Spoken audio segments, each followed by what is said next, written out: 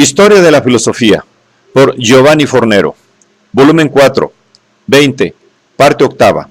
La filosofía contemporánea, tomo 1, capítulo 1. Los desarrollos filosóficos del marxismo europeo.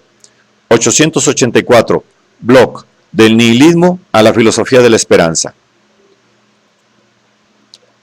Los dos motivos fundamentales que se hallan en la base del pensamiento de Bloch y que sirven de hilo conductor de su obra son la conciencia del negativo presente y la esperanza en el positivo futuro. Bloch se mueve, en efecto, en la experiencia del oscurecimiento y del nihilismo de la época moderna, esto es, de sentido de alienación y abandono que añige a los individuos del siglo XX. Demasiados viven en el desierto y en la oscuridad, oprimidos por la preocupación externa, sin tener o poder experimentar nada vitalmente. El amor ha desaparecido o ha terminado mal, al encontrarse, ni tan solo ha tenido inicio o se ha convertido rápidamente en un montón de cenizas, del que no queda ni un rescoldo. La conducta íntima, el fin más lejano por el cual vale la pena vivir, ha desaparecido. La tristeza simple de los animales, de las criaturas sin perspectivas, se ha difundido así entre los hombres. Jamás hubo el peso de una cotidianeidad tan falta de luz. Sin embargo, aún reconociendo la inadecuación actual entre lo real y lo irracional, y el hecho de que lo que es no puede ser verdadero, no considera definitiva tal situación. Se trata de aprender a esperar. Advierte en varias ocasiones y de rechazar la perspectiva de una vida de perros, que se siente solo pasivamente tirada al mundo, en una situación incomprensible e incluso reconocida como miserable. En otros términos, en vez de decir sí al laberinto del mundo y a las palabras de resignación de los novecentistas mensajeros de la nada, el hombre debe mirar con optimismo el futuro y obrar de modo que al sufrimiento del Viernes Santo le pueda suceder el gozo de la Pascua de Resurrección. Este esquema general de la filosofía de Bloch tiene sus raíces en la específica atmósfera cultural de los años 20, oscilante entre la depresión del nada y la euforia del cambio. A diferencia de los filósofos de la existencia, que a los ojos de Bloch parecen haber desembocado en el camino de la desesperación, él, en cambio, escoge desde el principio la calle de la espera y de la esperanza, haciendo valer, en contra del pasivo ser para la muerte del existencialismo, el constructivo ser para la vida del marxismo utópico. Es más, Bloch intenta extraer lo positivo precisamente de la contraposición dialéctica a lo negativo. La inspiración fundamental de la primera filosofía blochiana consiste en coger el instante del cumplimiento del nihilismo como el sonar de la hora de la filosofía, en deducir el impulso de la afirmación utópica de la fuerza de lo negativo. En efecto, Bloch defiende el paradójico coraje de profetizar la luz precisamente en la niebla, y proclama su confianza en el día aún viviendo en la noche. Este carácter de fondo del filosofar blochiano, sintetizado por la tesis según la cual la razón no florece sin la esperanza no puede hablar sin razón, ha encontrado una significativa puntualización por parte de algunos críticos de espíritu de la utopía, que han visto en esta obra un faro que, inesperadamente dentro de nuestra oscuridad, difunde de improviso su potente luz. O sea, el anuncio de aquella nueva metafísica alemana en la cual el utopista tira su ancla en el fondo de la noche más profunda y terrible que jamás se haya vivido. Según algunos estudiosos, esta contraseña del pensamiento de Bloch derivaría originariamente de las expectativas suscitadas por la Revolución de Octubre y por la praxis del leninismo. En realidad, una lectura de la obra de Bloch que intentara conectarla demasiado rígidamente a la Revolución Rusa resultaría de escaso fundamento, por cuanto, tal como recuerda el mismo filósofo, el complejo de ideas de espíritu de la utopía ha sido pensado y fijado mucho antes de la guerra. Sus inicios se remontan hasta 1907. El libro fue escrito en los primeros años de la guerra, propiamente no muy animados del socialismo. Su impresión se terminó 6 meses antes de que estallara la revolución. Esto, sin embargo, no quita que la Revolución de Octubre que nuestro autor saludó con espontáneo júbilo, indudablemente hubiera contribuido a confirmar y reforzar, más allá de sus éxitos concretos, sus ansias de cambio y sus expectativas de un mundo mejor. Cambiar el mundo hasta hacerlo reconocible. En virtud de estas motivaciones, la filosofía de Bloch tiende a estructurarse en términos de una hermenéutica de la esperanza, o sea, de una reflexión sobre aquel lugar del mundo que es poblado como el mejor país civil e inexplorado como la Antártida. En otros términos, la doctrina de Bloch acaba por asumir la fisonomía global de una filosofía de la esperanza dirigida a hacer del futuro y por lo tanto de lo aún no real y de lo aún no consciente la dimensión fundamental del ser y del pensamiento.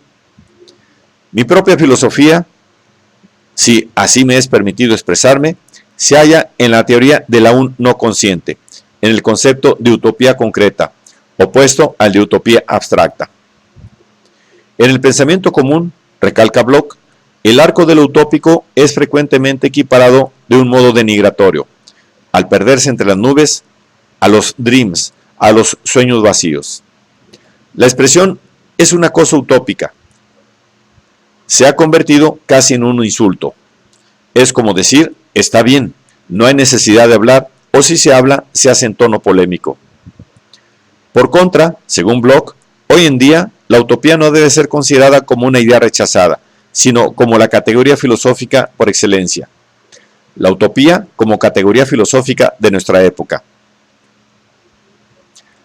Todo esto sucede porque la utopía, después del marxismo, ha tomado el aspecto de aquello que Bloch, complaciéndose en acercar dos términos que la tradición ha considerado siempre antitéticos, denomina utopía concreta.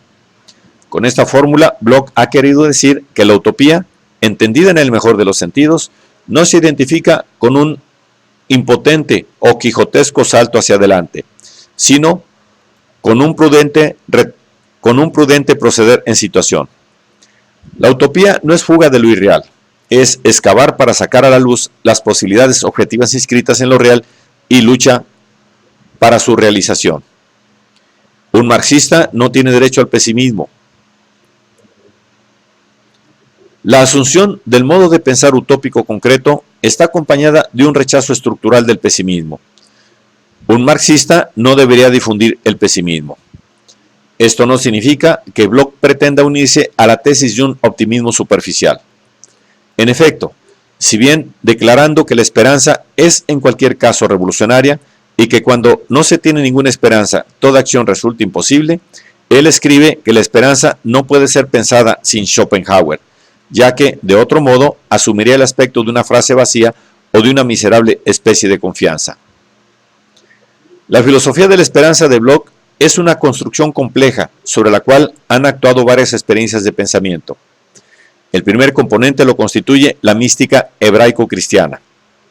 El sistema de Bloch presenta, en efecto, una fisonomía mesiánica y milenarista que hereda de la Biblia, si bien en clave declaradamente atea, la mirada hacia el futuro y la esperanza en el reino. Mi pensamiento tiene profundas raíces en el cristianismo, que no puede ser despachado ni como mitología ni como poesía popular. En mi obra se advierte, sin duda, una cierta influencia por parte del cristianismo, y el Apocalipsis ha ejercido en mí un fuerte influjo. Un segundo componente es representado por el marxismo. En efecto, si del mesianismo bíblico Bloch ha heredado el esquema formal de la espera y de la esperanza, del marxismo ha deducido los contenidos específicos de su moderna utopía concreta.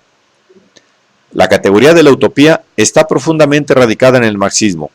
Yo únicamente la he puesto al día.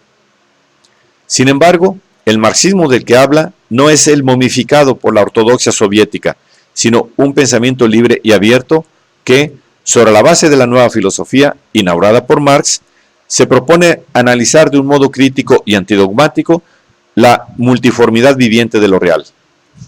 Al pensamiento revolucionario ortodoxo, él le reprocha el excesivo progreso de la utopía a la ciencia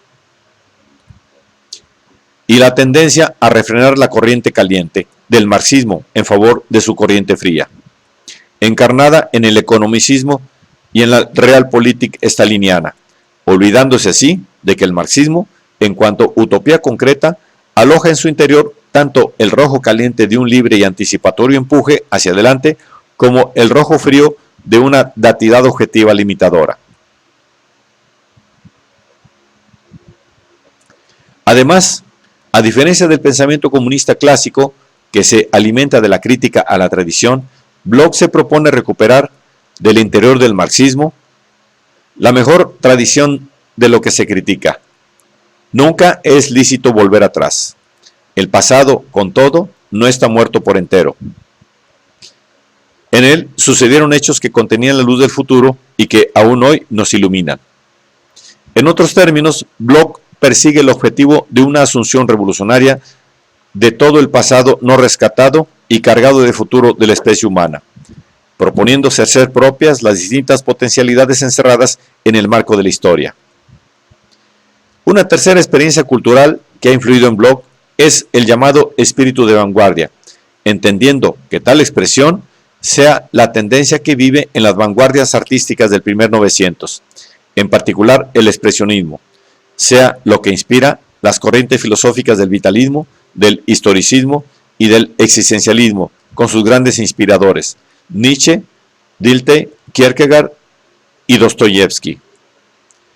Por lo que se refiere al expresionismo, Bloch ha escrito: el expresionismo, esta fue la revolución de mi generación, de nuestra juventud, una revolución que llevaba en sí el germen de la esperanza. La época entera, y en particular el expresionismo, estaban anidados por un anhelo hacia una nueva vida, hacia la creación de un nuevo hombre. Las imágenes de un Franz Marc lo expresaban tanto como la música de un Gustav Mahler. A estos tres exponentes fundamentales se añaden los del idealismo clásico alemán y los de Karl May. El pensamiento de Bloch ha sido fuertemente influenciado tanto por Hegel como por Schelling. Él declara haber estudiado Hegel en una época en la cual en todas las universidades alemanas se trataba a Hegel como a un perro sarnoso muerto, y de haberse apasionado por Schelling. Así fueron las cosas con la filosofía, y aquello de que escribía ya no era el materialismo o el ateísmo, sino temas condicionados por Hegel y sobre todo por Schelling, en particular en los últimos escritos de Schelling, que entonces también leía y que probablemente nadie en este ancho mundo conoce tan a fondo como yo. Por lo que se refiere a Karl May, 1842-1912, una especie de Salgan alemán, autor de libros y de aventuras y viajes, Caravana de esclavos, 1893, El tesoro del lago de la Plata, 1895, El legado del Inca, 1895, etc.